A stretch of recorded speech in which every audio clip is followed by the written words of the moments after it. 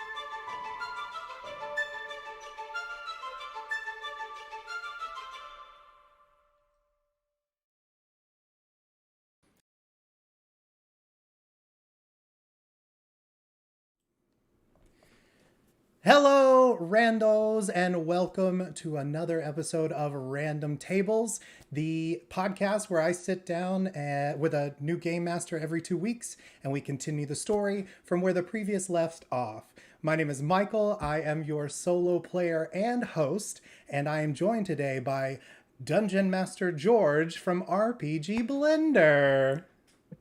Hello, I am Game Master George. Thrilled to be here to continue this adventure in Random Tables. Can't wait to see what happens. Wait, I'm running it. I should know what happens. We'll find out if I really do. We will indeed. So for those of you who are just tuning in, you can catch the podcast. It just went live today, the first 2 episodes. So if you want to catch up, please head on over to the Random Tables podcast on YouTube, Spotify, everywhere else you get your podcasts. But if you want the short version, I am playing Durian Greyhawk, the Battle Bard. And he is traveling the Shattered Isles in search of secrets hidden, search of truths hidden in a world of secrets. I was traveling along to the Isle of Trassel, where I was hired to find out where their lake has mysteriously vanished. And I found a tower that had magically appeared out of nowhere. We traveled down into the tower and found ourselves at the bottom of the reservoir. So we found that lake. However, there was a gate down there that was preventing us from moving forward. And the gatekeeper, Rascally Rick, he was a sly rat folk who I am now indebted to in order to get myself and my companion back home again. So we have ventured into a place known as the Infinite City, and this is a city that exists in all of the realms within the Shattered Isles, the Shattered Realms. Some sort of hub world, if you will. And so I'm sure we'll come back throughout the season. But currently, I am about to embark on another quest for Rascally Rick. However, I don't know what that is. That's George's job. So without further ado, I'm going to pass it over to our guest game master this week. So, having just joined the guild, Rascally Rick turning to you and giving you his sly smile. So, you ready to get going? What do you need? You need a rest or something? You ready to go right away? I look down at my tattered clothes from fighting these shadow creatures within the tower, and I'm like, yes, I could use a bit of a rest, or at least a hot meal or something. Well, if you'd like, you can join your friend back there in the hole. I can give you 2 blankets. I'm giving him one. I might as well give you one, right? You're a jokester, I see. No. Yeah. If the accommodations here seem fine, I'd rather stay up here, I think. All right. Well, then, just come back and meet me there when you're ready to get going, and I'll show you what's what. All right. So and just you remember, don't you be disappearing, or I'm gonna have another body to loot. Of course, I wouldn't dare. And I, as he turns away, that smile that I always have on kind of fades into an eye roll. All right. if the woman who was, or the person who was there, helping you throughout this, if you're simply looking for a place to stay, we do have some quarters available. Can't guarantee you any kind of hot meal that's amazing, but we do have standard issue fare and a bed that is available if you need it. That would be wonderful. Thank you. So very kind of you. She just stares at you and lifts a hand, pointing off to the side, toward a series of rooms which stretch down the hall. Yes, I will find... do I have my choice of rooms, or is there a specific one that I'm going to? As you make your way down, you can see that, indeed, you do have your choice of rooms, and each one of them is crammed full of roughly 8 to 12 beds that are stacked double high and crowding these fairly small rooms. Yes, well, I guess, I have stayed in worse conditions. I'll just, this one will do, and I'll walk to the very first one, and kind of, open the door, kind of gaze the room. I'm assuming this is like a hostel with a bunch of people in it. It is, in fact, a hostel. Whether there are a lot of people in it, that, in fact, is not true at the moment. This is clearly meant to be a hostel, and it is clearly not the best of arrangements. So clearly the people who come here don't usually do so willingly. It's usually their first night that they've come here. They don't really know where they're supposed to go. They just need somewhere to sleep, and then they quickly learn that they would rather be somewhere else. Well, luckily I won't be staying here very long. I'll find the nearest bed. I'll kind of, take the cover off, like look under it, and hoping not to see any bed bugs. It is immaculately cared for. It is cleaned with precision, possibly because it hasn't been used in some time. You do not find anything in the way of bugs or whatnot. But there's also nothing of particular comfort. One of those saggy beds. It's like, it hasn't been changed in probably like 10 or 15 years. Yep. Understood. All right. Well, I just need a little time to rest. So I will take my loot axe off of my back, and I'll set it leaning up against the bedpost right next to me. I will go on to the lower bunk. As I feel that is the best way, in case something were to happen, that I could jump up, grab my axe, and go. I also pull out the new blink blade that I have and just kind of examine it. I think through all of the chaos and everything, I haven't really gotten a good chance to examine what this blink blade actually looks like. I know it's a sword. I know it's metal. I know that it has the magical property of being able to come back to me at any time through teleportation magic. But is there anything of note on this particular blade? Well, yes, it has a secondary magical effect of every time that it is described, it will have slightly different features. You're welcome, future game masters.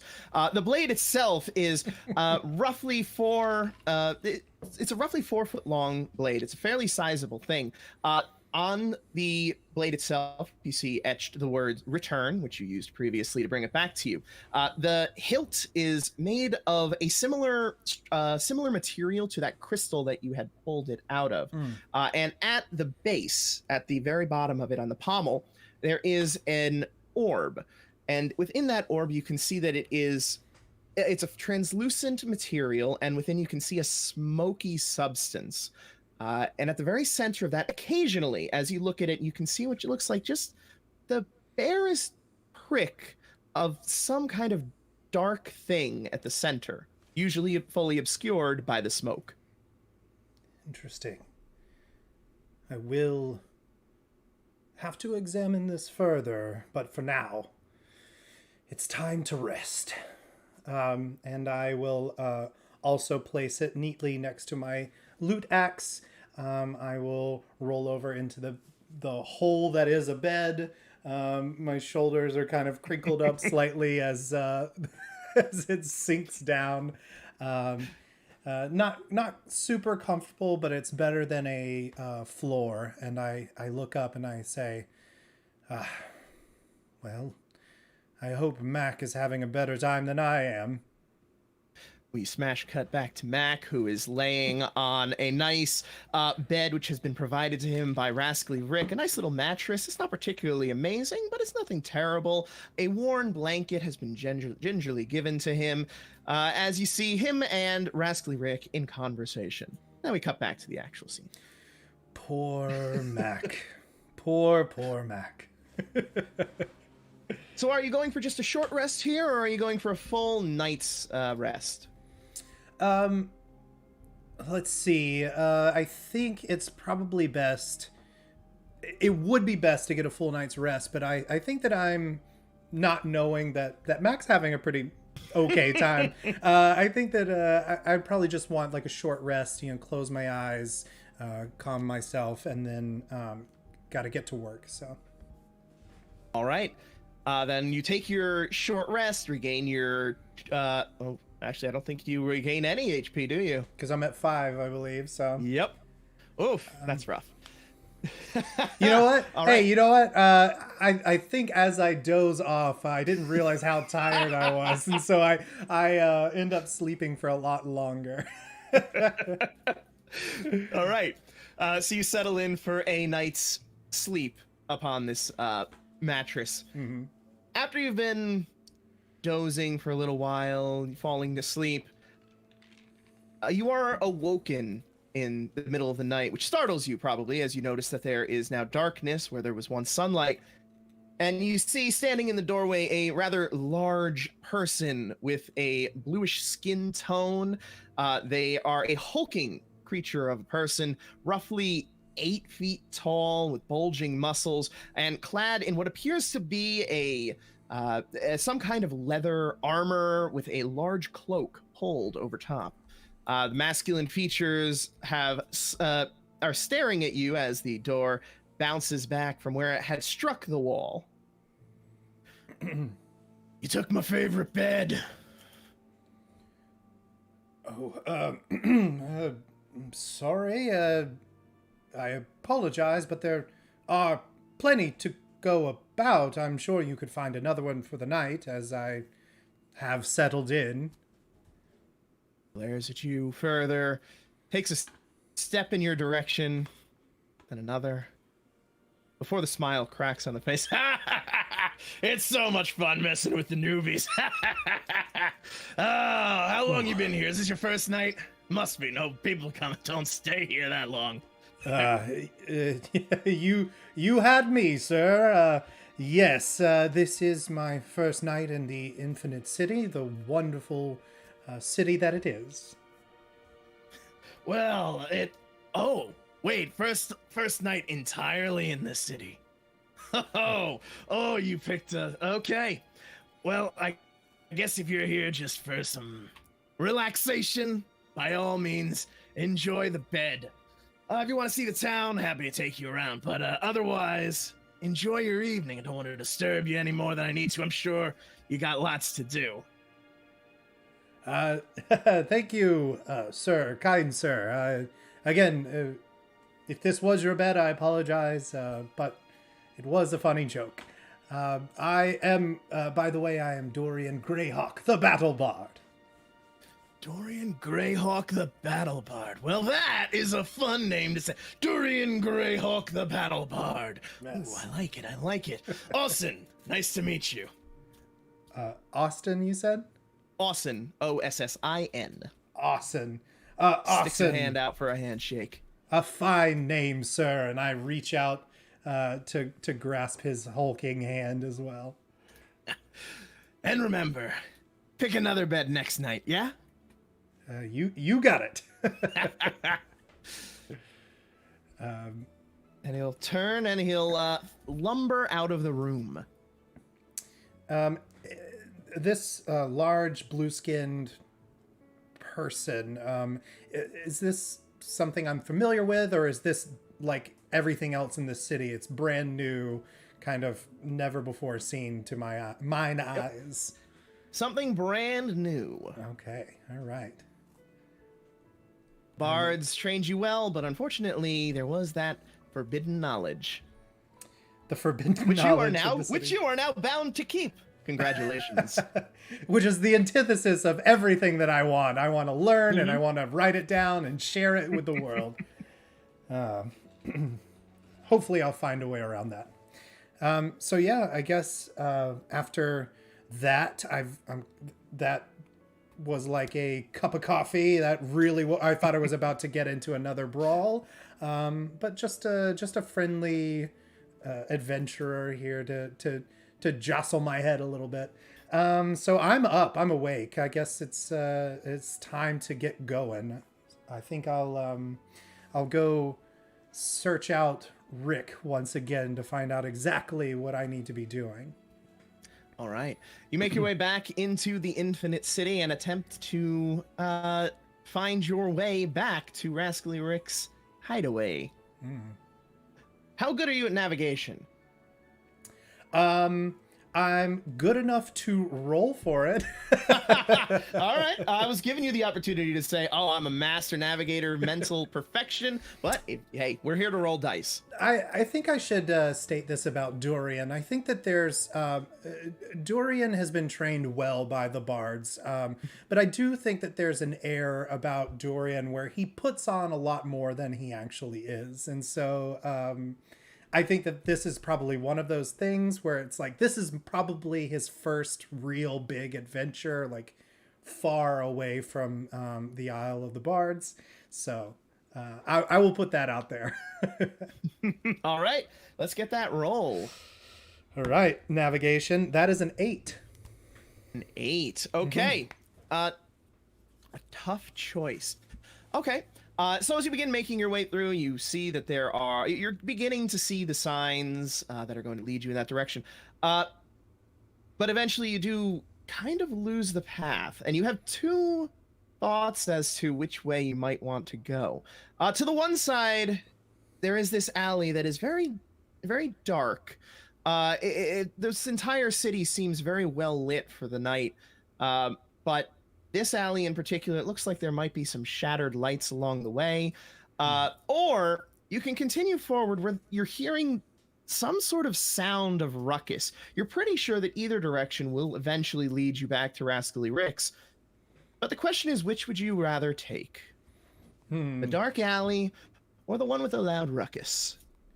I think what's going to pique my interest the most, I'll probably start... I'm trying to recall which way I got here. I'm like, I think it was this alley, but it's dark now and it's hard to remember. And then the sound of the ruckus is going to pull my attention that direction. And I, as a new person, as a musician, as an adventurer wanting to help or whatever, that is going to guide me in that direction. Okay. So you walk down the street, the fairly wide thoroughfare, to where you can see, as you draw closer to the sound of the noise, what looks like a crowd of people surrounding something in a circle. Interesting. I get to the back of this crowd, and I'm kind of trying to peek over the shoulders, but there's a lot of tall creatures, we'll say for now. So I look to the person nearest me and I'm like, oh, excuse me, what seems to be going on here? Eh? Oh, well, did you just get here? Yes, I did, in fact. Oh, well, I haven't gotten up to see just yet, but from what I'm hearing, somebody got up there, so they're trying to figure out exactly what happened. Oh dear, someone has been killed? No, someone got, but they're gone now. They were taken? Yeah. I mean, well, that's, we assume that's what happens. Thank you for your time. Excuse me. Oh, pardon. Excuse me. A hero coming through. So you push your way through up to the front, and what you see is there are roughly half a dozen officers there, constabulary, examining the scene, keeping people back. And in the center of the ruckus, you see what looks like... It almost looks like a scorch mark in the ground, but there's no sign of actual heat. It just looks like a darkened area. Nothing around it has been burned. It's just darkness in the ground. And as you look at it, you can see that there are vaguely humanoid features poking out of that darkness burned into the ground. Vaguely humanoid creatures, as though they Yeah, were like as you look at it, you can see that there's something that looks almost like an arm was flattened into a black, like cut out of a black piece of paper and then pressed into the ground. Is this darkness similar to the shadow creatures that I fought the day before? Would I recall this? Or it is reminiscent of it. There is a shadow-like quality to the appearance. However, there is light shining from all around, from the people, from the officers, and it's not dissipating. Interesting. I quickly pull out my notebook and just jot down a couple of things to remember, and then I look for the nearest. You know what? Not the nearest. I look for the person who looks like they're in charge, maybe a constable or something like that, a detective, and I say, "You there? Can you explain what's going on here? Hello. During the battle bard," and I even pull out my card. I'm like, "Shatterwalkers Guild." The man with the very tall hat turns towards you. Sir, we need you to keep back. This is an active investigation. And then you say he gets to the end of your speech with the Shatterwalkers Guild. Oh my goodness, it's hard the to Shatterwalkers Guild. Mm-hmm. Not another one of you. Look, you have your ability to travel. You've got all that. Stay out of our affairs. We do not need you right now. We have our own investigators dealing with this. We've told your organization this plenty of times. You deal with what's out there. We deal with what's in here. I see. Apologies. I am new to the guild.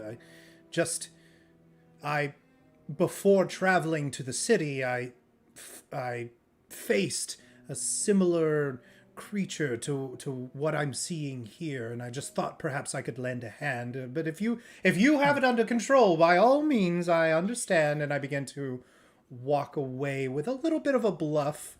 Okay, give me your roll. Give me a roll. This sounds like a good time for a roll. Okay, that's an 18. That's an 18. All right, sir. I apologize for my outburst. As you can understand, this is a very tense time, and we do not need every random individual coming in here hoping to find their glory by solving these issues. If you have relevant information, I would of course be happy to hear it. Now, you said that you've seen creatures like this before? Yes. You see, I travel from the Isle of Trassel. I was investigating a missing lake there, and as I was investigating, I came across similar creatures. Some were calling them the Shadow King, but that doesn't feel right, as there were multiple. They seem to be surrounding this blink blade, perhaps guardians or protectors, and I pull out the blink blade and show them. Drop me a d20, please. All right. That's a 12. It's a 12. Okay. With a 12, as you pull it out, you notice that the darkness in the hilt, in the pommel, has grown slightly. Anyway,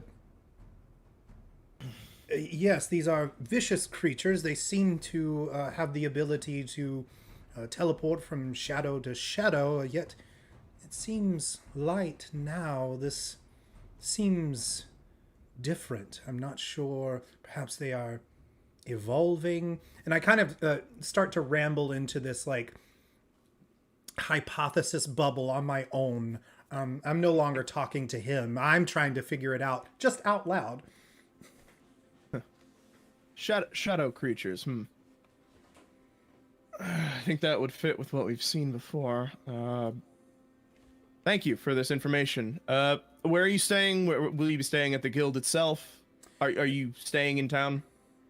Yes, I am staying at the guild. And because I have an assumption about Rascally Rick, I am not going to mention his name to the police. All right. Well, we will corroborate that. We'll compare. We'll see if we've heard anything about this. That was the first time that you'd experienced this sort of creature? Yes, the first one had these glowing yellow eyes, and the second one seemed much stronger. It had purple crackling eyes. I'm not sure if they're growing in power or there's a hierarchy. I would just say be aware they are vicious creatures. Thank you for your information. Durian Greyhawk, was it? Yes, Durian Greyhawk, the battle bard. He gives you a long look at that. Thank you. Thank you for your assistance. Mm-hmm. If we need any further information, we will be in touch. Of course. I give like a little bow, and then I will continue down the path. As I pull out my notebook once again to continue to write down these hypotheses. Okay. You continue down the path, and it's not long before you do arrive at Rascally Rick's little, unsubstantial hideaway. Unsubstantial. Okay. Rick, are you around? Yeah. You're here. Good. You ready to get going with this? Yes. I've had plenty of rest. I feel rejuvenated, and I think it's time that we embark on our journey. Good. We got a lot of work to do here. All right. So you're gonna just follow me. We're gonna head through the city. All right. Of course. Take a little tour. Mac, are you doing all right? I know it must have been an excruciating night. I apologize. Yes. Yep. I'm doing well. It was. Rick shoots him a glance. Yes, it was terrible. But I'm hanging in there. Poor fellow. I'll get you out of here. Don't you worry. Well, we'll just see about that. Yeah, and I'll follow behind Rascally Rick. All right. He begins leading you through the city. He pulls the hood up over his head, obviously keeping to the shadows as you walk through the city. So, you ready for your first venture into another place? Yes, of course. I was born for this. Good. So, you're gonna be hunting down a little object for me in there, all right? It's just a nice little sealed box. You're gonna get it from me. You're gonna bring it back to me, all right? Nice and easy. Sure, sounds simple enough. But do tell me, Rick, what importance is this box you seek? It's a box. It holds things. What more importance do you need than a box holding things? I am, of course, I just thought, as partners and friends, I'm going to pull out my axe and just kind of like slowly strum a little chord, and I'm going to cast Compel Truth. And just so you're completely aware of what that is, Compel Truth. Your eyes glow like blue flames as you look into the eyes of a nearby creature and grip their mind. I will roll, and I will tell you what I get from the roll. Okay. If that's okay. If I can do this. Absolutely, okay. Of course. Perfect. 8. So 8 is a tough choice, which is 6 through 10. The target is compelled to answer one question truthfully. So again, as I'm kind of saying, as friends, I thought perhaps you would tell me, what is in the box. He shifts his eyes around. Come here, come here. He gestures you to come in close. It's the heart of a dying world inside of that box. Heart of a dying world sounds very interesting. These doors, these doors are uncontrollable, right? They come, they go, they do what they want. But with the energy of one of them, you can make a door that lasts. You can make a door that goes where you want it to go. Yes, of course. It sounds very powerful indeed, Rick. Heart of a Powerful, valuable. Get one of them, and I'm gonna be set for lives. Lives. I love that. Yes, well, seems simple enough, but I'm sure there's a catch. Otherwise, you would go after it yourself, wouldn't you? Yeah, you'd think that, wouldn't you? Yeah, that's why I got a rube like you to get in there, dummy, yeah? Yes, but there's nothing you want to give your friend a heads up on or anything? Well, all I can say is, watch your feet. Watch carefully for things that are not quite what they should be. All right. So as we're chatting and going along, I will once again kind of jot down these things. Heart of a dying world, can create doorways and control them, etc., etc. Okay. And eventually, you arrive at a tall tower within the city. All right, let's get into this library, yeah? Yes, after you, Rick. All right. He walks in the front door. You see rows and rows of books. He leads you through the corridors to a back alley where you can clearly see the word restricted put in place. He looks over his shoulder in either direction. All right, you got some sneakiness to you, right? But of course. Good. You any good with locks? I can try. I read a book or two on it, but I've never actually done it with my bare hands before. Say you want me to do it, eh? That would be preferred. Although I would love right. to watch you, if that's all right. It's always nice to learn from a master, right? All right. And with a 16, he does succeed as he pulls out a little lock-picking kit. Keep an eye out, would you? Walks over to the restricted area door, fiddles with the lock a bit. Click. All right. Now we're gonna be quiet going in here, yeah? Mum's the word. All right. He opens the door, which gives the slightest bit of a squeak as you make your way inside. You ready? Let's go. Go quietly here. Mm-hmm. As you are going through the halls, you can hear occasionally the footsteps of clearly other people roaming these halls. And it's probably a good idea not to be found. So let's get that D20. All right, perfect. Ooh, that is a 5. Ooh, okay. Of course.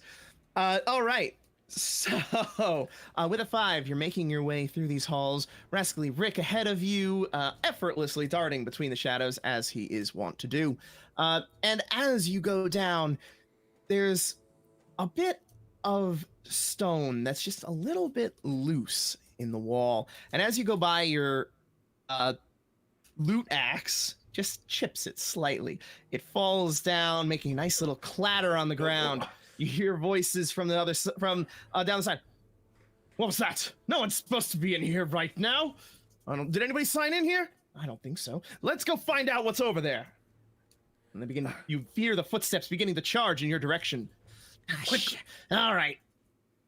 Plan B. Plan B or C. I always go in order. B. Fight or run. Fight or run.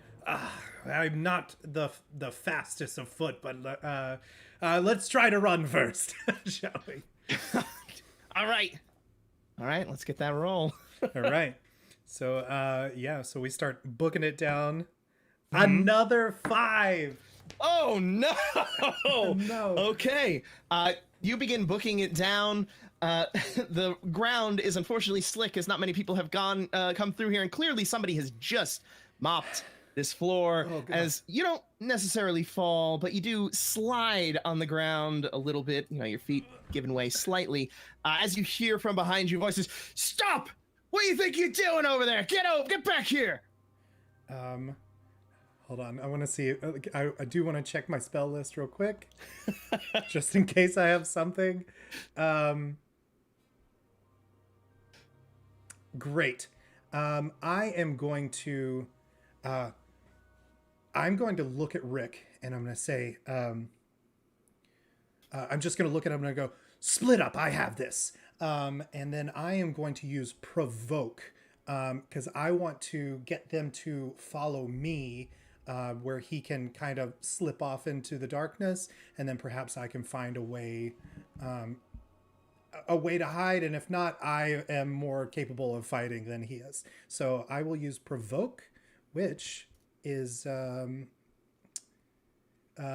make a nearby creature angry at you by saying something or making a rude gesture. So I'm just going to turn around and flip him the bird. Just Okay. And then I'm gonna go right and have him go left.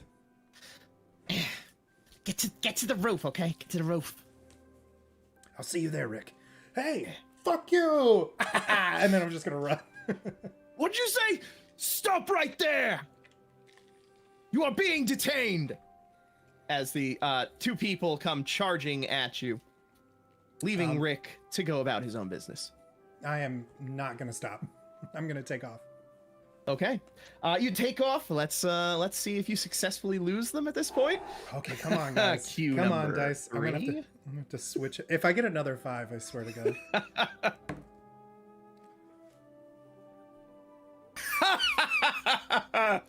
It's not a 5. It's a nat 1. No. Okay. Nat 1, auto fail, severe setback. You begin tearing through the halls, trying to make your way away from the guards.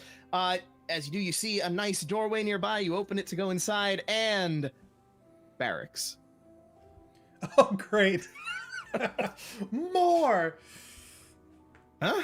You see that many of them are rubbing sleep out of their eyes as the door opens. Wait. Huh? Who are shit? Who are you? Yeah, what's... Get him! Stop him! As you hear the voices coming from behind you. I shut the door. This is a library, right? So I'm like running down That's halls what Rick of called books. it, that's for sure. Are there like stacked bookcases that I'm running through? There are. They are far more sparse than they were before, but there are still bookshelves within the halls. Okay, so if I can, I already have 2 guys coming, and I'm about to have more guys come out of this door. I'd like to shut the door and see if I can knock over a bookcase to keep that shut while I continue to run away. Okay. So to maybe negate more people coming out. All right, let's get that roll. It can't possibly be low again. 15. All right, with a 15, you knock over the nearest bookshelf. It has some nice heavy almanacs on it, which land in front of the door, barring it, preventing them from easily getting out. But at this point, the other guards are nearby. They will be able to catch you soon. So let's see how this next runaway roll goes. Okay. Unless you choose to fight. That's up to you. Yeah, I can see... I imagine that I've slammed this bookcase and it's kind of pinned the door. But because I had to take the time to do that, I imagine they're like at the other side of the bookcase and going to try to climb over. So what I'm going to do is, as they climb over the bookcase, I'd like to slide under the bookcase and go back the way I came. Ooh, kind of- fancy. Yeah. As they're like Okay. climbing over and having a hard time, I want to kind of just baseball slide under it. All right. Dice don't fail you now. That's a 10. It's a tough choice. Yeah. Okay. With a 10, as you are sliding underneath, your loot axe catches on part of the wood. You have a choice to force yourself free, continue, but it will be wrenched free from your back and be left behind, or you can stand and fight at this point, but you'll be doing it from underneath a bookshelf. Is where it happened. My loot axe is by far my most important item. I cannot give that up. Hence, I can or I can't make my spells happen. So I am going to stay and fight. I think it's time. I've done enough running, caused enough chaos. I think it's time to take these guys down. But I want to make sure that I'm not going to. These guys are just doing their job. I don't want to kill them.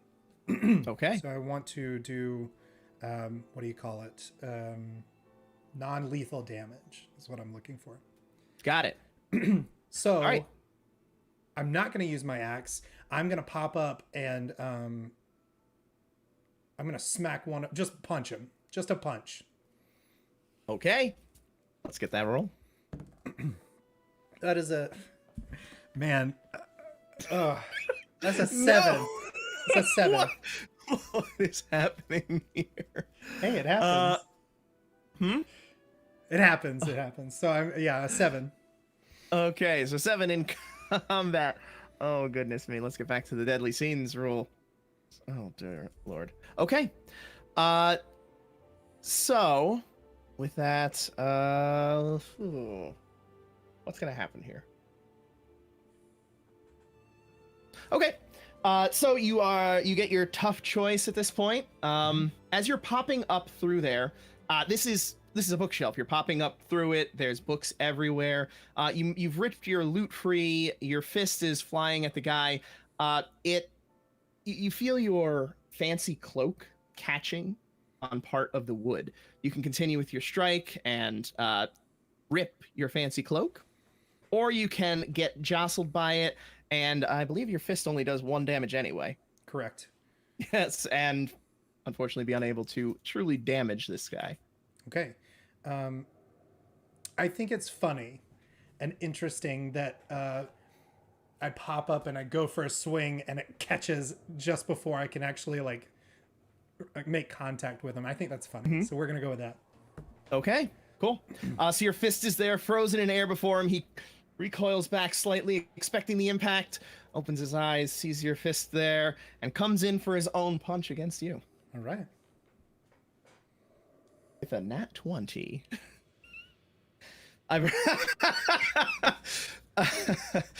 Okay, so that's 2 damage.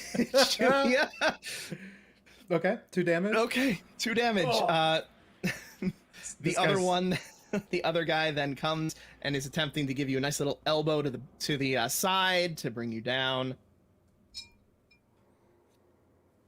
And with an 18, he does succeed in hitting you for 1 damage. All right. So this is getting out of hand, and I am not a fan. So I would like to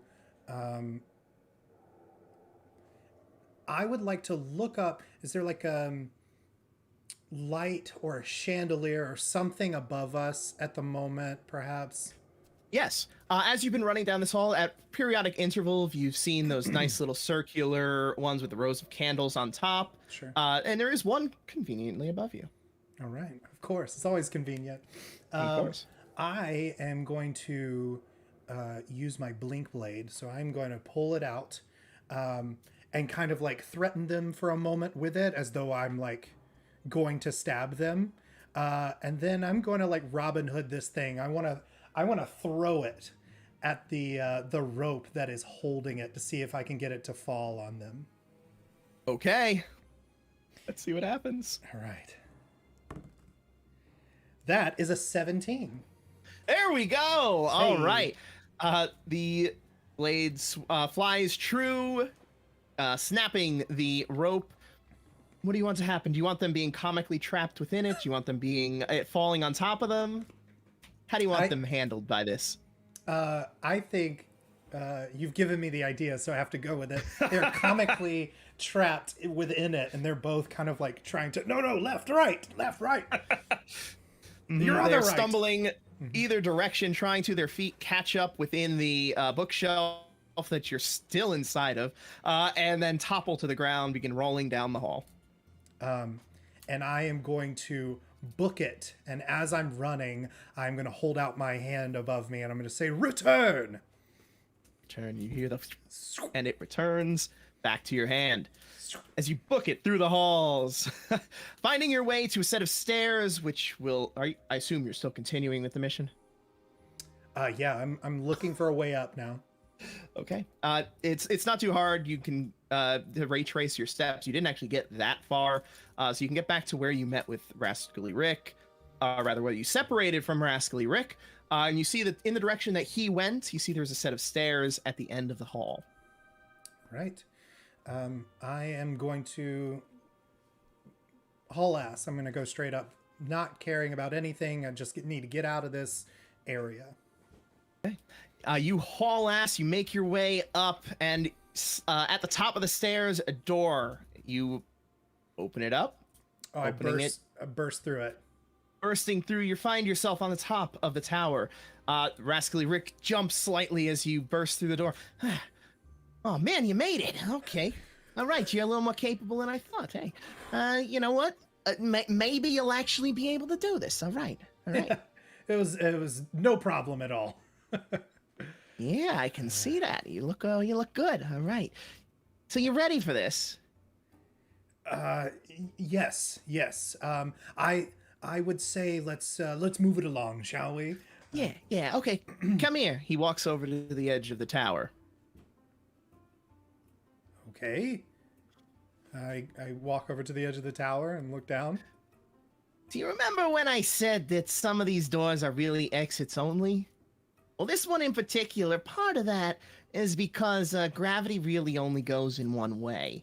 As you look down the side, you can see that jutting out of the side of the tower is what looks like a small trap door, as if it was built into floor that is no longer there, just hanging on by the barest bit of a frame attached to the tower.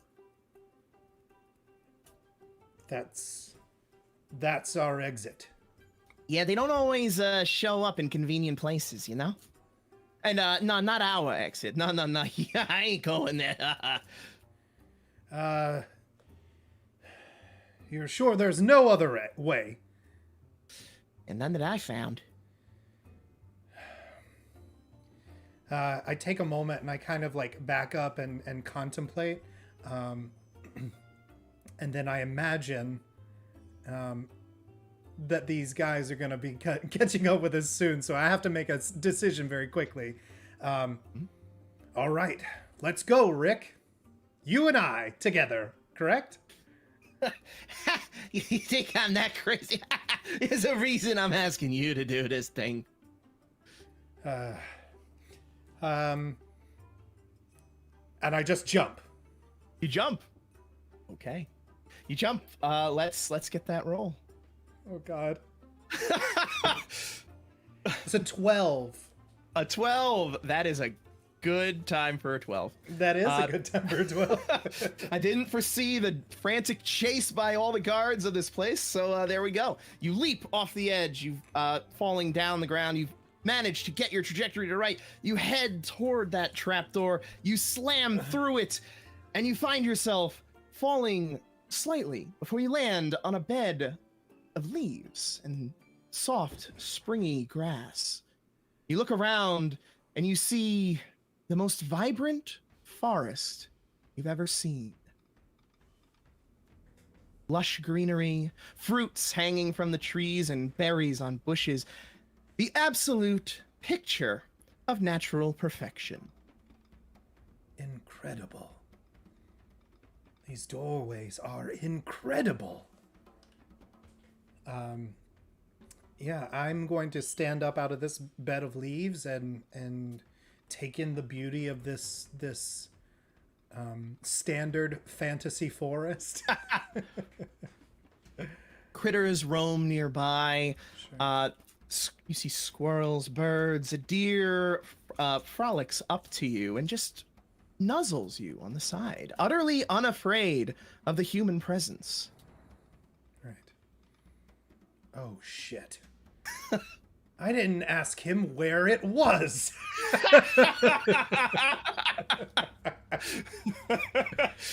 Damn. Well, I guess I better start looking for clues. Heads up! And from the sky, from the where you just came, drops a little ball. I want that back when you're done with it. Incredible. I run over, kind of dig through the leaves, trying to find this ball in a haystack situation, a ball in a leaf stack, and I grab the orb, what I assume is an orb. I'm not sure. Yes, it's a translucent orb filled with what looks like a black sand. The sand, as you pick it up, you can see that it is starting to run up the side of the orb itself, almost like it's being pulled up the side of it in a specific direction. Interesting. I am going to turn my body a full 180 degrees while still holding. And as you turn, the sand continues to rise up that side. And as you turn, it turns with it, rotating so that it is always rising up slightly in the same direction. Interesting. A very magical compass, I'm assuming. Great. So I am going to take one last look at the beautiful area, and I strap my lute axe to my back. I sheathe my sword once again, and then I would go. Excuse me. I am going to head towards where it seems to be telling me. It seems to be pulling me. Okay. Are we taking the hour? Are we taking the hour here? Oh, that's great. This is a great moment. So with that, Durian is on his way to finding this box, this magical box. And yeah, we will take a break here, and we will be back in 10 minutes. So thanks, everybody, and we will see you in just a moment.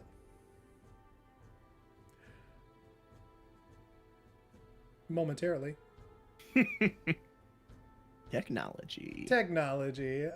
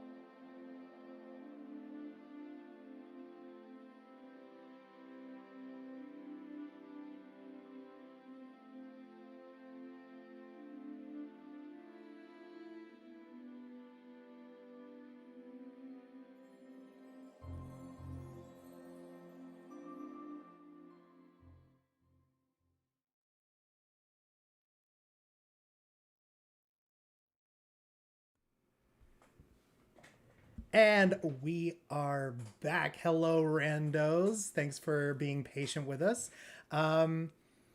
Where we last left off, I was running through this library in order to get to this mysterious door that was going to take me to the new item that I'm supposed to get for Rascally Rick. I had a lot of bad rolls and got caught up with some guards for a little while there. Had some damage dealt to me, but I was able to get free, jumped through the door that was on the ledge of this building, which is terrifying. I'm now in a forest, and I'm being guided by a magical orb compass, taking me to the heart of a dying world that is within this box. That is what Rick has asked me to get for him. And so, without further ado, I'm going to toss it right back over to George, and we are going to get into the rest of the story. All right. You begin making your way through the forest.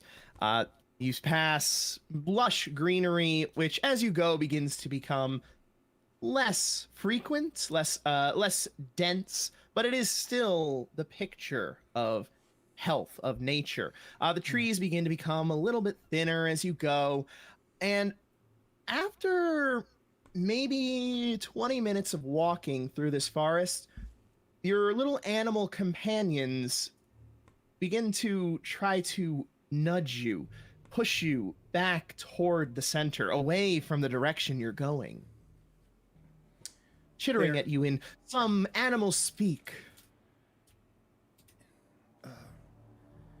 What sort of creatures am I seeing here? There is a deer, a squirrel, and a bird with you right now. A red bird. Interesting. Hey there, little fella. I'm going to kind of squat down on the ground near the squirrel.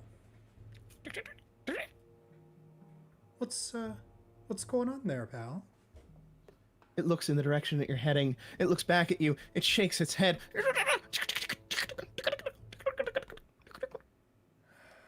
I know there must be something that's frightening you, but I know you don't understand, but I have to continue this way.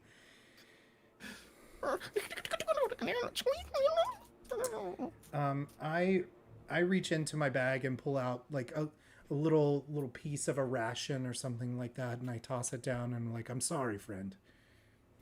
But this is concerning. It looks at the ration that you threw on the ground. It looks up at you. It takes the ration and continues walking alongside you.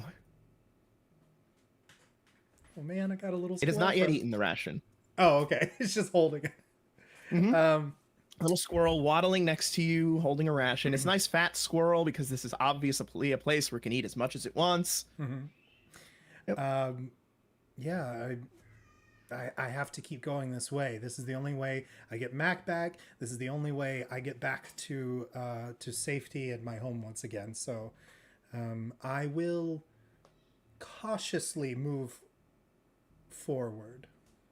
Okay. As you continue cautiously moving forward, the forest again continues to thin as you make your way out, and you can see on the back of your squirrel friend's neck, hair is beginning to raise.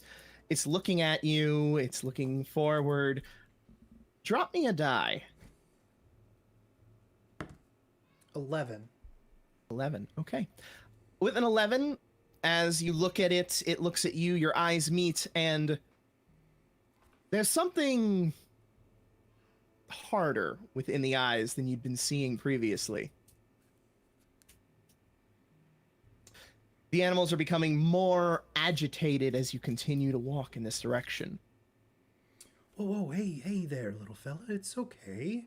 I go to like scritch the back of its ear and maybe see if I can calm it a little bit.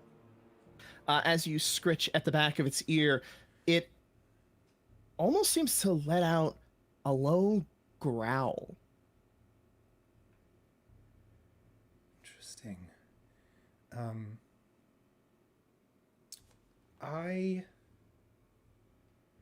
Is there anything I want to, since I'm leaning down to scratch it, and it's growling at me. Is there anything about this squirrel that is different? Like strange color, strange abnormal something. Roll me a die. 4. 4. This squirrel, as you're looking at it, you can see the normal gray coloring of a squirrel. The way it's holding its little treat is maybe a little bit off, but it doesn't have any strange colorings to it. And as you're looking at it, it seems to be like trying to focus your attention on it, on its face.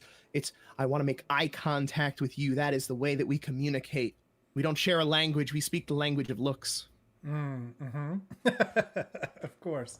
I'm sorry, friend. I don't understand, and right now you're impeding me on my quest. So I must bid you farewell. And I'm going to stand up and not heed whatever warning he seems to be trying to give me, and I'm just going to keep pushing forward on the mission. Okay. You keep pushing forward on the mission. The trees continue to thin, the area becoming less vibrant. And then you reach the edge of the forest. And when I say edge, I do mean edge. A hard edge where the green stops and you can see beyond it a world of gray, a world of ash. And at the very edge, you see the very thin trees that are standing at the very edge of this greenery. Thin, emaciated, almost. And then you see at the core of the tree what appears to be skeletal humanoid figure. As you look around, you see all the trees nearby have what appears to be some kind of remain in the center of it. As though it's yeah, like your animal growing friends, as in the tree has been growing from this core. I see. And as you see your animal friends, they no longer look happy and docile. They look angry. They look monstrous. The squirrel friend drops the treat, and you see what you did not see before, a small line down its center, which then begins to open as it unfurls, almost like a kite, gnashing teeth within its body, as it then launches itself at you. I'm going to immediately reach for my axe and bat it away. Okay, let's get that roll. Told you I do the spooky. Not my squirrel friend. That is a 13. 13. With a 13, that I believe you're using a weapon, you do 2 damage. Mm-hmm. So you bat the squirrel away. You weren't trying for non-lethal damage against this thing, I assume. Mm-mm. Okay. You hit the creature. It bats away. It hits into a nearby tree and just splatters. I then kind of grab a readying stance to look at any more creatures that may be coming for an attack. You see above you the red bird circling. Its beak opens wide. You see a long slithering tongue coming out of its mouth. As it dives towards you, the tongue starting to shoot at you. I am going to roll forward under its snapping beak, and then I would like to hop up for another upward slash. Okay. You successfully roll underneath the darting tongue, which pierces the ground behind you, leaving a sizable hole where it impacted. Whoa. Great. I come to my feet, and I'm going to... am I close enough? Am I in range to be able to swipe at it? That you are. Perfect. There's an 11. An 11. Okay. With an 11, what do you do to it? So I roll forward just as this thing strikes the ground. I pop up to one knee and I horizontal slash right right through its neck. So it's like head and beak fall one way and its body kind of plummets lifeless to the other. Right. Then you see the deer, a little larger, and as it steps toward you, you see its joints bending at wrong angles, swelling where the muscles are as it begins to grow to a larger size. Its jaw distending as it lets out a and charges in your direction. As it charges, I'm assuming it's like now twisted kind of horns, or as he lowers it, he's going to charge at me like a deer would. So I'm going to use my axe as a brace to like cushion the impact. Now it's my turn for the bad rolls. Oh, that's okay. All right. You successfully lock your axe into the horns, stopping its drive forward, catching it. I locked in its horns. I'm going to wrestle it down like a bull. I'm going to take its horns and twist its head, trying to lay it down on its side. Okay. Let's get that roll. Ooh, a 7. 7. With a 7, you are attempting to wrestle it down. You feel the axe creaking. You feel its horns creaking. You feel that you might be able to muscle it down. You wouldn't be able to do the full weight of damage to it.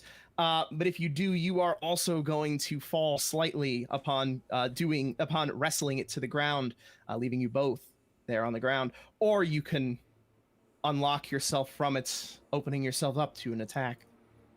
Okay.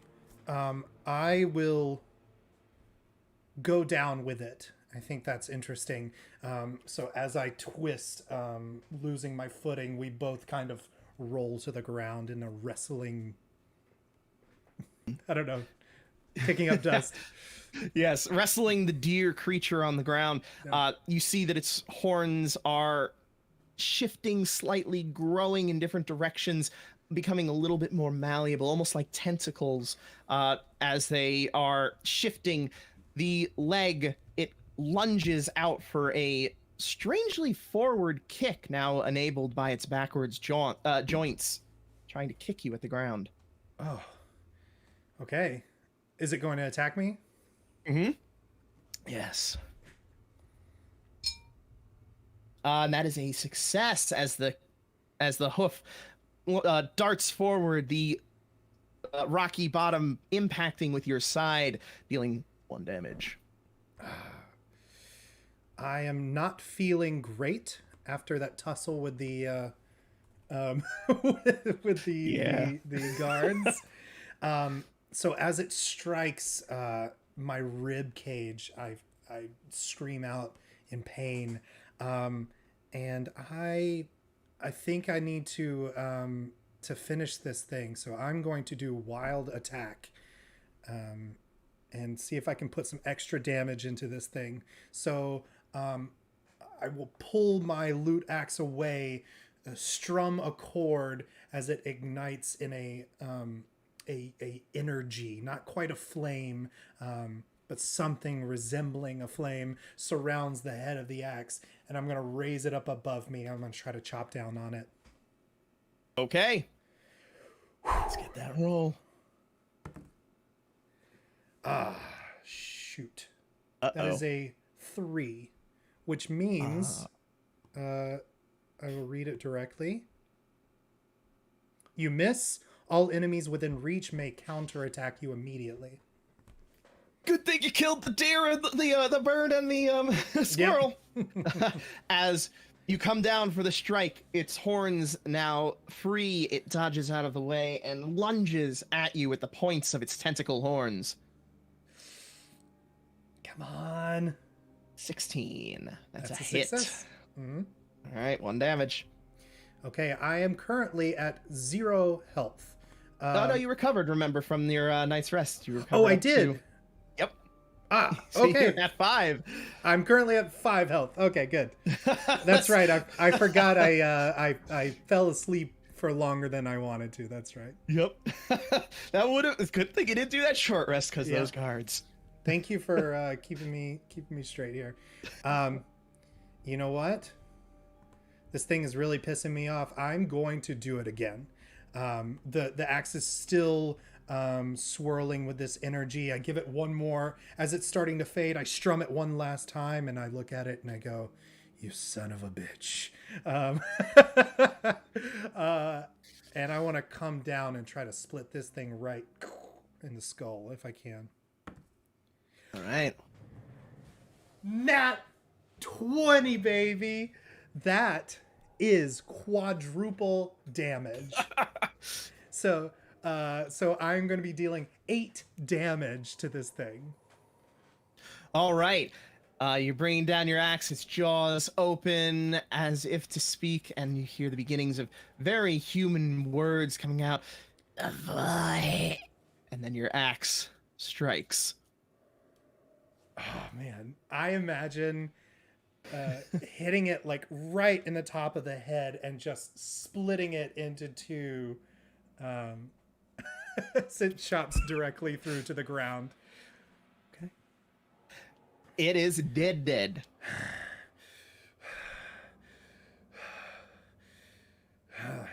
I like wipe a little blood from my mouth. The energy around my axe begins to fade. I'm now going to take in these this area. These trees in particular have kind of sparked my my interest, as well as here we go. He was about to say something. Am I smart enough to know what he was about to say? If you know what he was saying, then you are absolutely. If you are not, you can make a roll. Okay. It sounded like he was saying void or something. I thought that he was. Then yes, you heard him correctly. He was saying the void. Okay. Before crack. The void. For some reason, I am compelled to look at the pommel of my sword once again.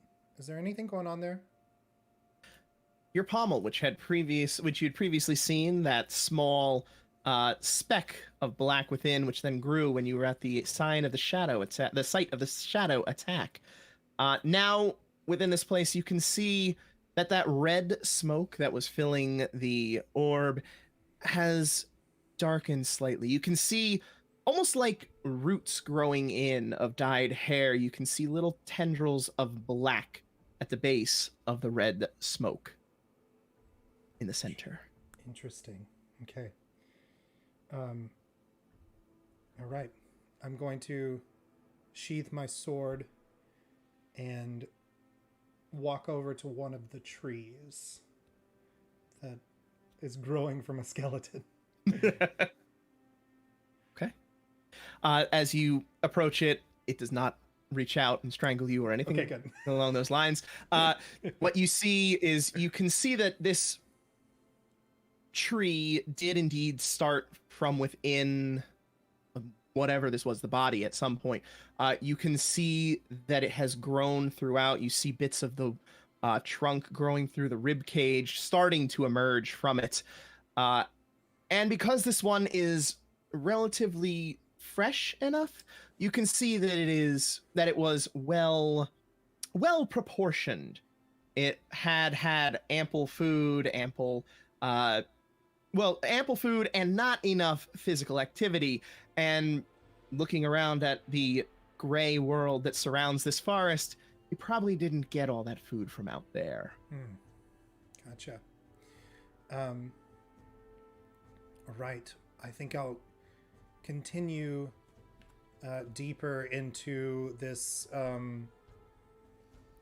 Is the compass continuing to draw me deeper into this? Okay. So yes, I'm going to continue my venture to the heart, the source of whatever's happening here. outside of the forest, the world is gray and bleak. As you step on the ground, you kick up little puffs of ash with every step. The sun still shines from above, but it shines dimly as if there is a haze blocking it.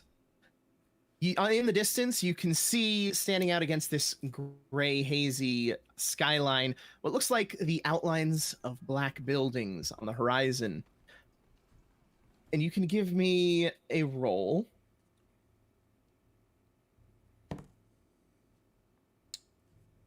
Nat 1. Excellent. Doing Excellent. great. Excellent. Everything seems up and up. Yep. Aside from the fact that obviously there used to be trees here, which probably burned and created all this ash, it is a wide open field. You see a few rocks here and there, but nothing else seems to be jumping out at you. Okay. And the sand and the orb pushes you forward in the direction of the horizon. Some of the buildings. Oblivious to anything in this area. Perfect. Yep. Okay. Yeah. I think maybe it's the haziness, the smoke. Maybe it's just the bewilderment of the things that are happening here, but I'm just kind of lost in the idea of just keep moving forward. Okay. You just keep moving forward, following the sand. As you walk, more and more of the sand begins to ride up the side, seemingly the closer you get to whatever it is. And as you move closer to the buildings on the horizon, you can see that it's not simply that they are just silhouetted on the horizon. As you draw closer, you can see that they are actually jet black. It makes it hard to discern features, almost as if they were made of shadow. What is this place? It was so Drop me. beautiful. What's happened here? And I'll roll a Drop me a dice. d20, please. Yep, here you go. 17. 17. Okay. Noted.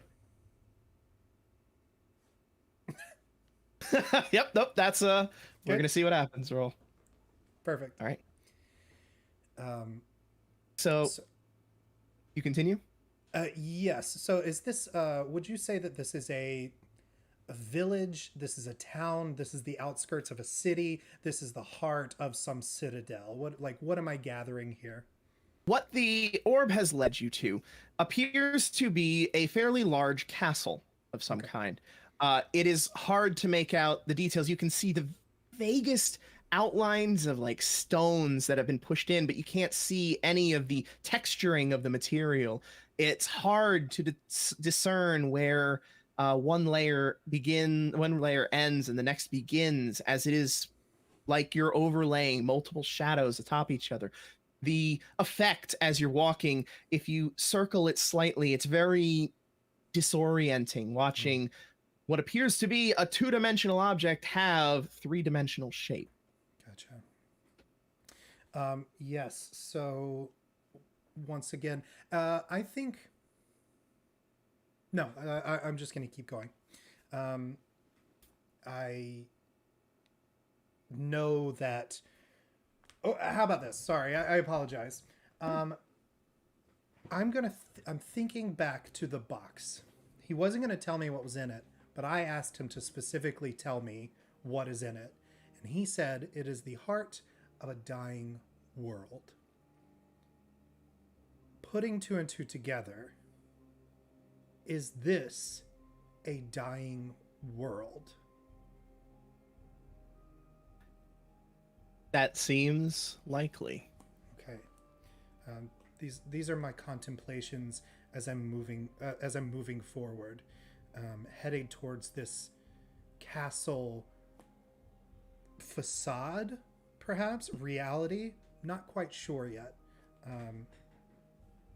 and exploring what I am now assuming is the dying world. Okay. It's not long before you find yourself at the gates of the castle. You can see the doorway, barely making out the outline of it within the wall itself.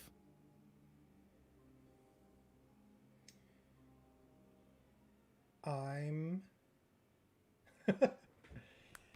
was trained as a bard to, adhere to this chivalry code that we have. It's different than a true knight, but there are manners in which we are taught, and so one thing that we are taught is you must always announce yourself. So is there like a door knocker? And if not, I'm just going to knock on the wall of the castle here. There is indeed a door knocker. Perfect. I'm going to slam the door knocker. As you take it in your hand, despite its shadowy appearance, it is very much tangible. Your hand does not pass through it. You grip it, but it doesn't have quite the same weight of being. It feels almost spongy. Like if you squeezed hard enough, you could probably sink your fingers within it. But it does have that material substance to it. Interesting. And you bang it against the shadow, and despite this feeling, when it connects with the shadow door, it makes exactly the sound that you would expect a door knocker to make. You knock. And before long, the door begins to open. And on the other side is what appears to be an upright shadow of a man. You see slightly the coattails coming out the back, a very upright posture as the shadowy figure looks at you. Yes, may I help you, sir? Yes, greetings. I am Durian Greyhawk, the Battle Bard. And I give a slight bow. I have found myself in your land here, and I have come in search of something, and perhaps you can help me find it. Well, sir, if what you are seeking is within this castle, I would be all too happy to show you around, if that is what you desire. But of course, and may I ask, are you the master of this castle?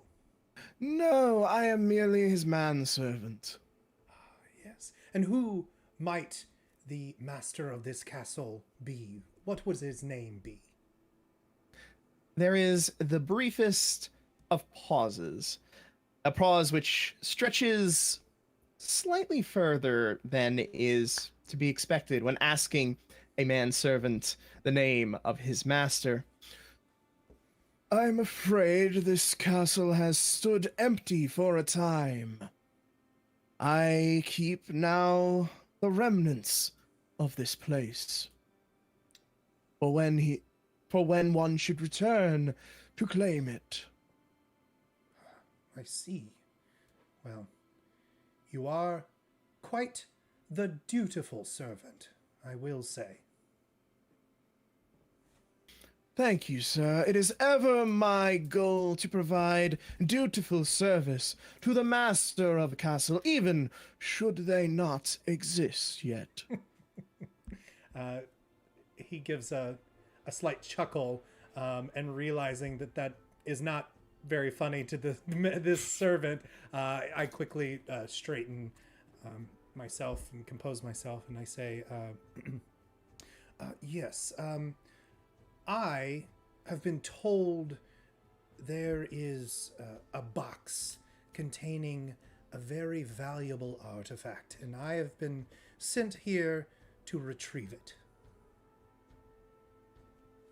Well, of course, any artifact here would be the possessions of the master of the castle. You must understand, while I can allow you free reign here with my supervision, I cannot simply allow you to take our treasures. Ah, yes. I see. Well, seeing that this castle does not have a master, are these artifacts indeed not owned by the master of said castle?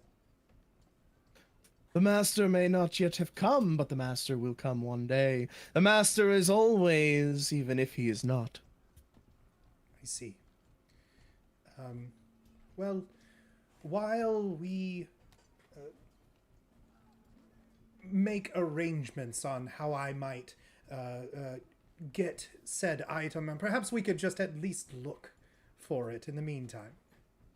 Certainly, sir. Please, come inside.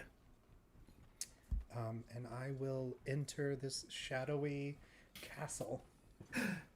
As you make your way inside, obviously the walls, everything, it is dark, but light coming through the window still illuminates the air. It's a disconcerting feeling being able to see but not see. It's like you are surrounded by darkness, yet you can still see yourself. You can still see this other individual. You can see your loot axe if you choose to look at it, or any of your items. But when you look around, all you really see is darkness with the barest hints of form. May I interest you in a rest, sir? Some libations? Actually, that would be fantastic. I am parched. Of course. Please come with me, sir. He leads you through the dark walls, through a doorway, into what appears to be a rather long dining hall. There is a long table, of course, made of shadow stuff, with chairs set around it. If you will wait here, sir, I will bring refreshments for you. Thank you. Yes. And I will I will not sit at the head of the table, but I will find a seat at this dining table, and just kind of plop down and take in this interesting sensation of light without light, seeing without seeing. Okay. Meanwhile, you can drop me a d20, please. Yes, sir. That is an 8. That is an 8. Okay. So you can choose either something happens, but you notice it happening, or nothing happens and you don't notice it happening. Gotcha.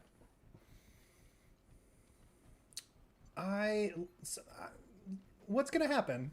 I want to notice something. You want to notice something? Okay. Yeah. As you sat, right? Yes, I'm sitting. Great. As you sit, you take a load off, your feet upon the ground, and you notice a darkness, almost like the shadow stuff that makes up this world, creeping up your boots.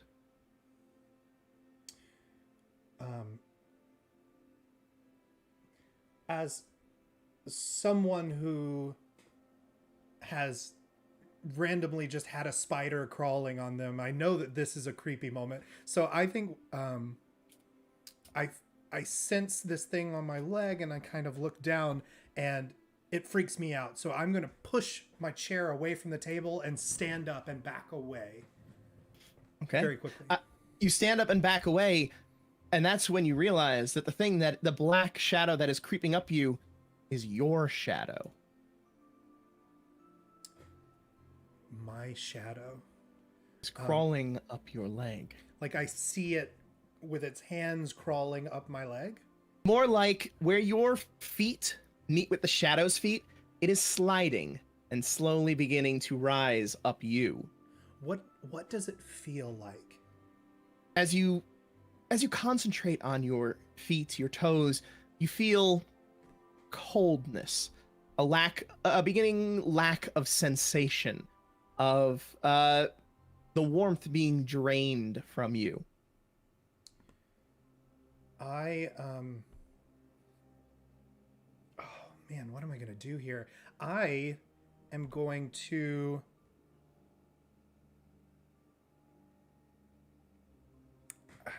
I'm going to try to grab it. Let's see if I can, like, peel this away. The shadows here are tangible. I've felt it with the door knocker. I'm sitting in a chair. So perhaps I can tear away this shadow that is crawling on me, creeping up. Okay. Make a roll. 12. Okay. With a 12, you reach down to where it is connecting with you, and you feel that slight substance to it, almost like a second skin that is layered, pressed tightly upon you. And you manage to get your fingers underneath and begin pulling it away. As you do, it retreats slightly. It pulls back into what would normally be your shadow.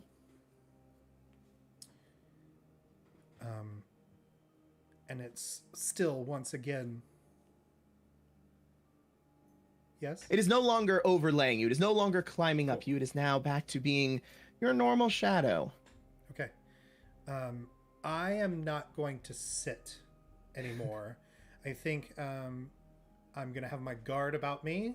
I don't want to become a shadow person or be eaten by the shadow monsters here. So I am just going to stand and be alert and keep my eyes peeled. Okay. Do you have any sources of light? So, currently I do not. Okay. Noted. Mm-hmm. Before too long, the manservant re-enters carrying a shadowy tray of food with a nice pitcher of some kind of shadowy liquid within it, and approaches you. Sir, please enjoy. You see what appears to be a bushel of grapes to the side, as well as a nice, sizable piece of bread. Yes, thank you. After taking a moment, I'm not as hungry or thirsty anymore. This is a very strange thing for me to see. So, I'm sorry. I don't want to come off as offensive, but why is everything here shadow? Everything here has always been shadow. This guy. We simply removed the things that were not. I see. You shouldn't fight it too long, sir. It is just better to become one with the shade. Perhaps in due time. I'm a little shaken by his response, and but yes, of course. My quest. I'm here to find this box. Is there a place that we could start our search? Well, sir, I must know what... Do you know what this box looks like, or simply, is it a box? I'm told that this box contains... I take a moment for a long, dramatic pause. I look away at the fireplace within this shadowy room, and then my eyes look back towards him as I say, the heart of a dying world. He drops the plate. It strikes the floor with the sound much like any metal plate striking a stone floor, the pitcher sliding off to the side. You can almost see the liquid pouring out before it becomes shadow stuff pressed against the shadows of the floor. Sir, if you were to find such a thing, you would surely need a key to open it. Would you happen to have the key?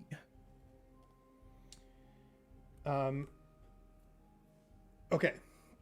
I don't know if this is me metagaming or not. So my assumption currently is this.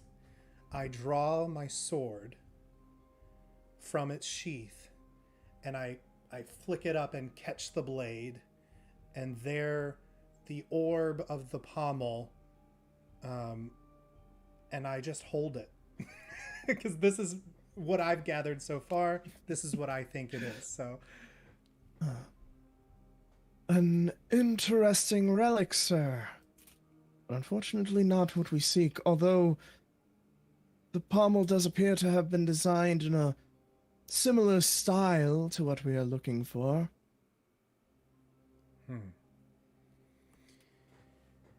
I was sure that was right.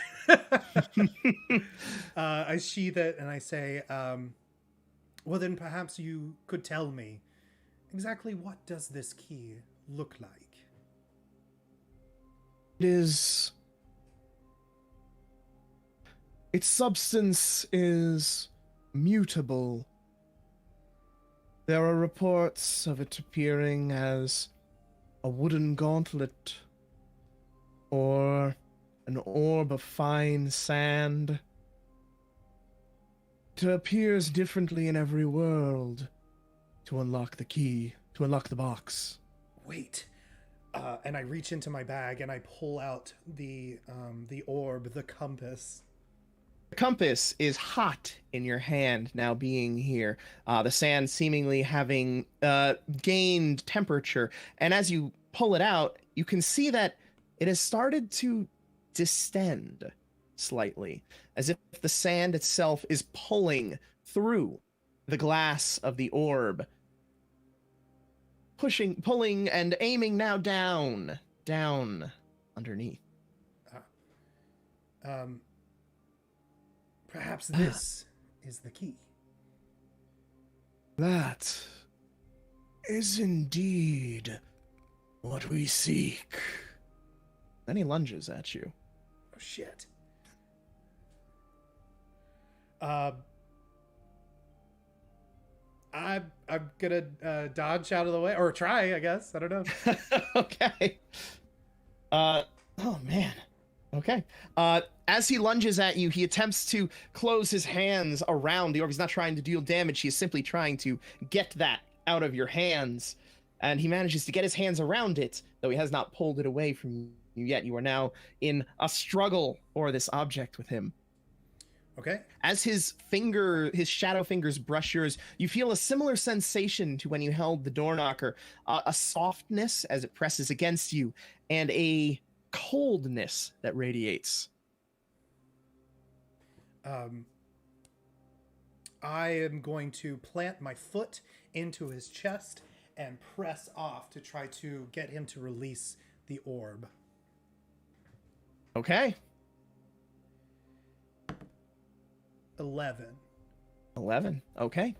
You successfully plant your foot against his chest, pushing it. His chest gives slightly, your foot sinking slightly within before it recoils, springing back and pushing him and his hand away from yours.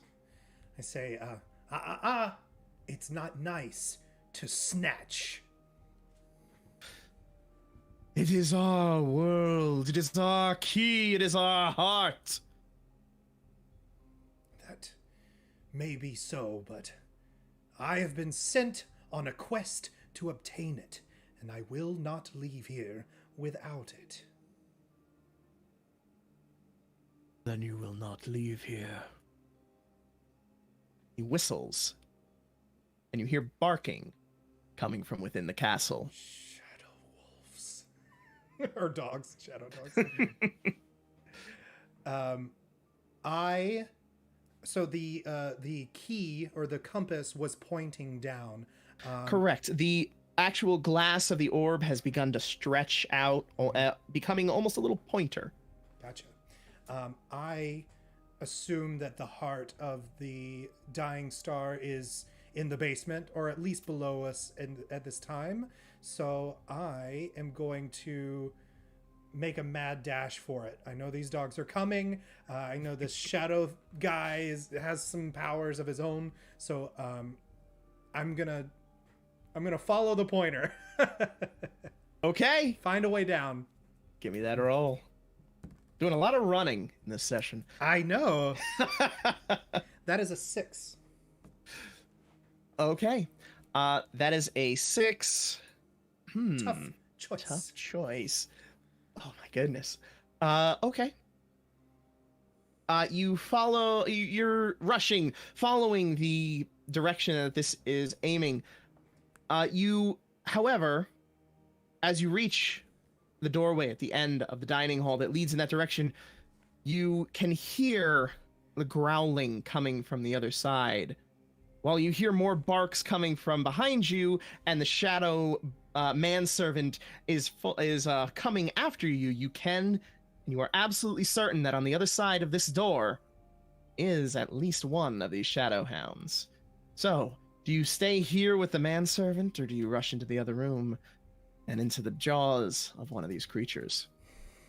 This is the way. I think I am going to open the door. I'm going to go through the door. Okay. Yeah. You go through the door. On the other side of the door, you see the shadowy kitchen, and prowling around the ground, heading in your direction, is what appears to be a large, shadowy dog. Its body comes roughly up slightly past your hip. This is a massive creature, and you can see as it snarls in your direction, shadowy spittle flying off of its face.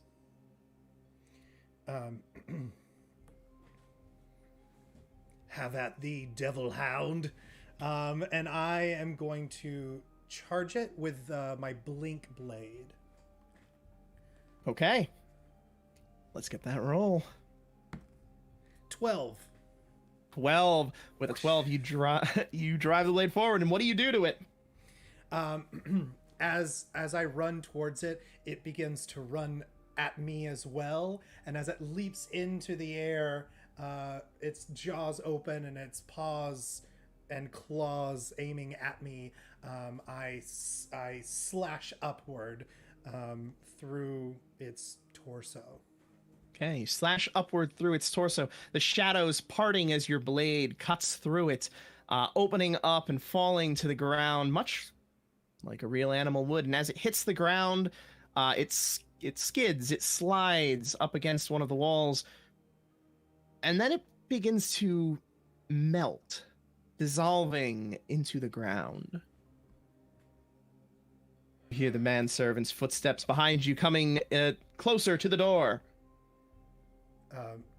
I don't want to wait around. I take that in, I look at the manservant, and then I book it. Okay. You book it following the compass? Yes. Yes. Okay, following the compass. It leads you around the kitchen to where you see what appears to be a small etching in the ground that looks very similar to the door that you fell through originally. Okay. When you came into this world. A hatch in the ground.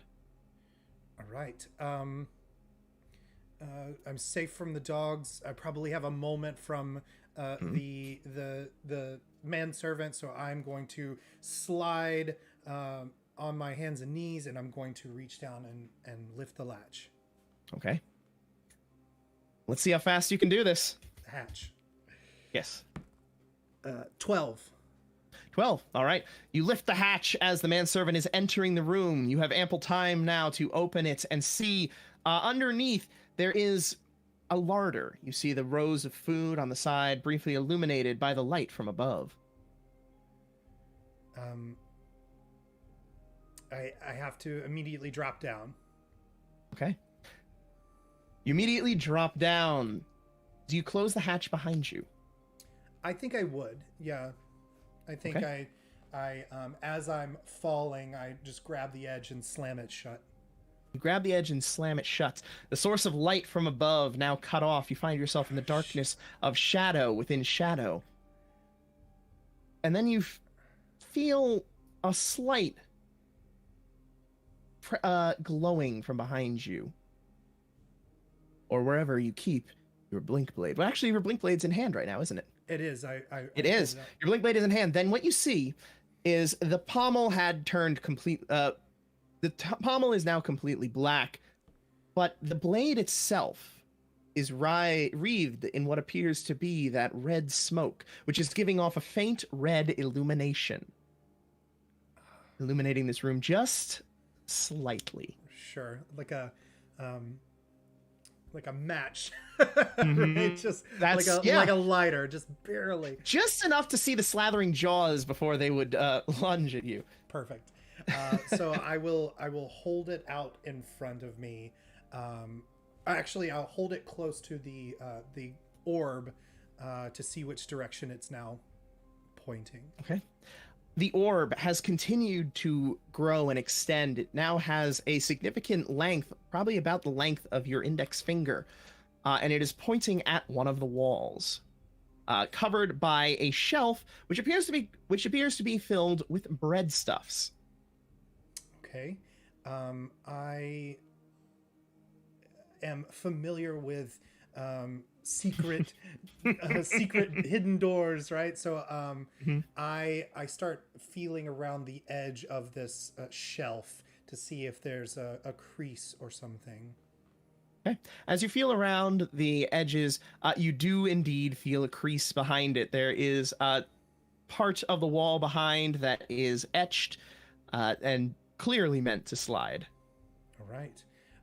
I am gonna give it a shove. If I think that this is a sliding door instead of an opening, like a pull or a push, I think I'm gonna try to get it to shove it, to slide it. Okay. Let's get your roll. 6. A 6. Okay. As you begin to shove it, you feel it starting to give and to move. But as it does, you hear from behind you the footsteps of the manservant and the dogs behind. You can, if you choose to, continue to push this door open. You'll be able to open it, but you won't be able to close it, which will leave you down here in an open area, unprepared for what's about to come. Or you can stop your pushing, turn, and ready yourself for what's about to come through the hatch. So, I have begun to move it slightly, correct? Like it is partially open. Yes. Can I instead, I want to stop pushing, and I would like to try to hide to see if they think that I've gone down the passage past, and they will pass me. If that makes sense. Okay. I'm trying maybe. to pull a Danny from The Shining, right? So it's like, oh, he went this way, and then I go the other. You know what I'm saying? Yeah. I know what you're saying.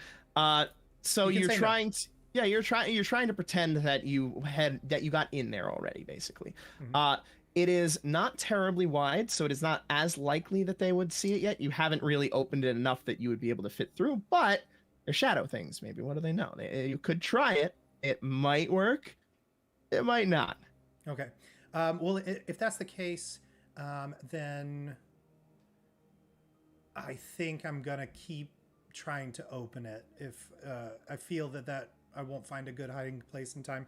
Yeah. So I'm gonna try to keep pushing it open, even if that means they catch up to me. Okay. You push, and with a mighty thrust, you open this hatch. As you hear the hatch above open, and the and multiple dogs leap down into this room with you. However, as you open the hatch, what you see on the other side is not shadow. You see a perfectly preserved room. You see the stonework. You see artwork on the walls. You see a rug on the floor, all normal, all in blinding color after having been in this world of shadow for a significant time. And in the center of it, you see on a pedestal an ornately carved wooden box with golden with gold edging around the corners.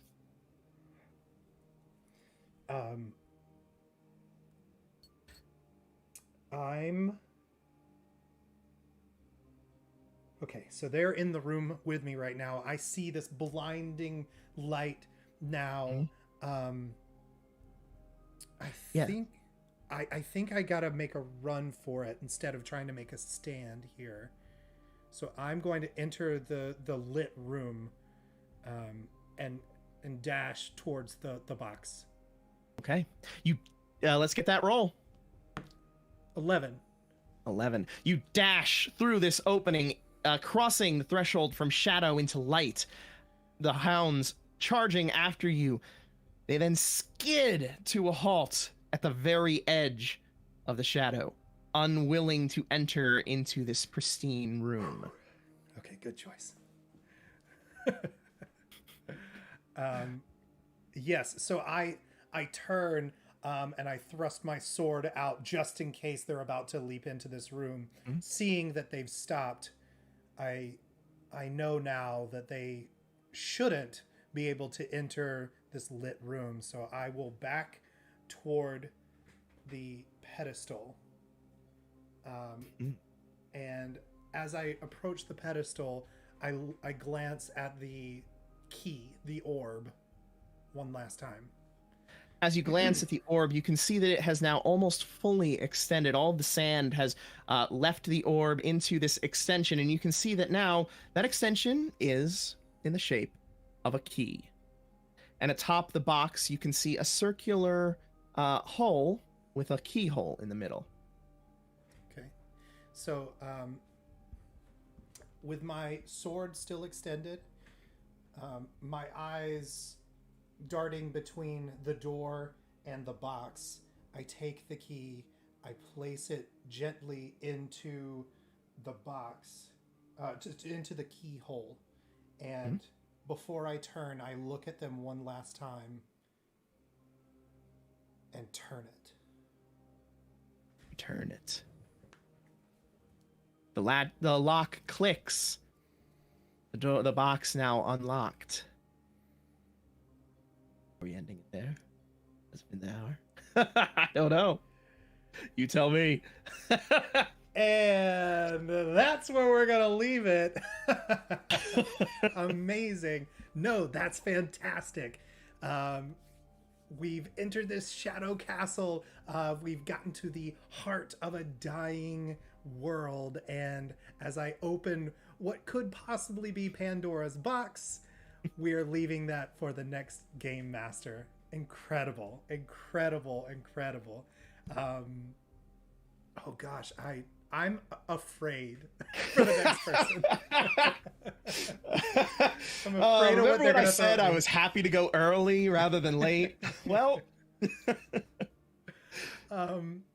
fantastic. So that is going to do it for this episode of Random Tables. I can't wait. I simply can't wait. 2 weeks cannot come fast enough.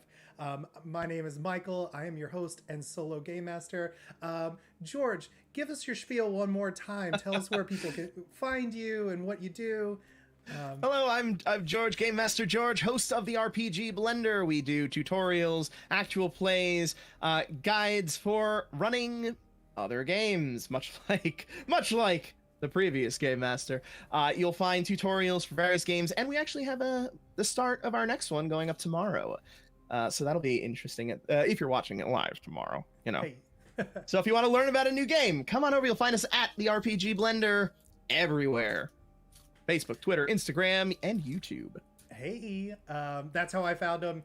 He has incredible stuff over there. You guys have to go check him out. And if you like what we're doing here at Part-Time Heroes, go check out our other shows. We have the Dueling Dungeon Masters. We have more in the works for you all. And if you really like what we're doing, head over to our Patreon or get some cool swag. We got some fun stuff over there. And yeah, that's going to do it for this week on Random Tables. We will see you next time on another Random Table. Thanks, everybody. Have a good night.